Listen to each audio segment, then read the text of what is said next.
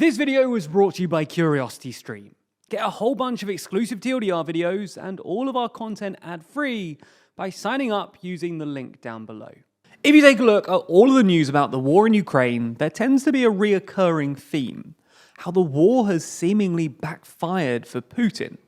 Be it the initial failure to capture Ukraine as swiftly as he first envisioned, or pushing Finland and Sweden into NATO, things haven't gone exactly to plan for Putin.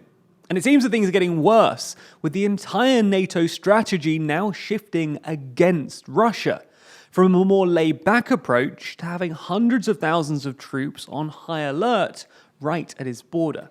The question is, though, with NATO changing their strategy, is this more evidence of the war backfiring for Putin? Or could these changes actually end up emboldening him?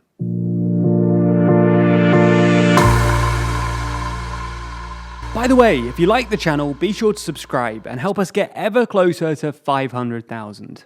Before delving into NATO's new strategy, it's probably best to turn back the clock, set the scene, and explain NATO's current strategy. Since Russia's annexation of Crimea back in 2014, NATO has based its defense strategy on a tripwire system and a doctrine of defense by punishment. Under the current system, NATO's eastern flank, the likes of Estonia, Latvia, and Lithuania, are only protected by quite a small number of NATO forces. In fact, it's so limited that the alliance actively expects them to be overrun and destroyed if Russia ever were to invade. The destruction of these NATO forces would act as a tripwire, raising the alarm and allowing for the triggering of Article 5, the bit of NATO's founding treaty that says an attack on one country is an attack on all. Essentially, while NATO might not have much of a force on the border, if Russia were to attack them, it would commit the entire alliance to the war, escalating the situation almost immediately. The problem was that this system wasn't exactly universally liked. Ultimately, under the tripwire system, those on the eastern flank of NATO would be invaded and effectively allowed to fall to Russian forces at the beginning of any conflict. NATO would then plan to properly fight back and liberate the countries within about 180 days. But essentially, Lithuania, Estonia, and Latvia would all be allowed to fall to Russia on the promise that NATO would be coming back to rescue them. Something which made some in the country pretty nervous. Estonia's Prime Minister broke the unspoken taboo last week by raising the tripwire system in a meeting, highlighting that the tripwire would mean, quote, a complete destruction of our countries, of our culture, of our people, of our nation, concluding that it was no longer an appropriate policy given the state of the current conflict.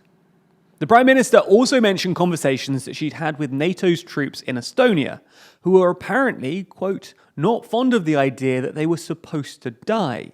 And, well, that seems fair enough to me.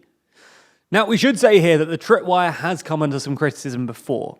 In fact, back in 2016, a Rand Corporation report based on a series of war games concluded that NATO forces currently in place in the capitals of Estonia and Latvia could be reached by Russian forces within as little as 60 hours, leaving NATO with, quote, a limited number of options, all bad. The point we're trying to make here is that the eastern flank countries have been aware of the flaws in the tripwire system for some time, but the war in Ukraine has obviously created a new sense of urgency. Across the continent, Putin's invasion has reinvigorated the European security order, and as we mentioned at the top of the video, both Finland and Sweden, otherwise doggedly neutral countries, have recently applied to join NATO. Denmark also abandoned their opt-out from the EU's Common Defence and Security Policy, marking just the second time that an EU member state has willingly foregone an opt-out that it fought so hard to obtain. Similarly, the eastern flank countries have become increasingly willing to break the taboo prohibiting open criticism of the tripwire system, with many of them expressing their understandable anxieties about the status quo. And, well, it looks like the rest of NATO listened.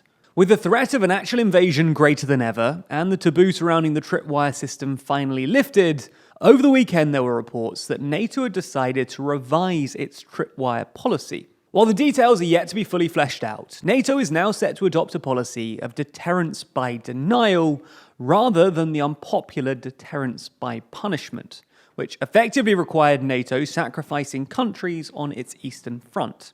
Under the new deterrence by denial policy, the idea is that Russia will literally be prevented from invading, not merely deterred from doing so.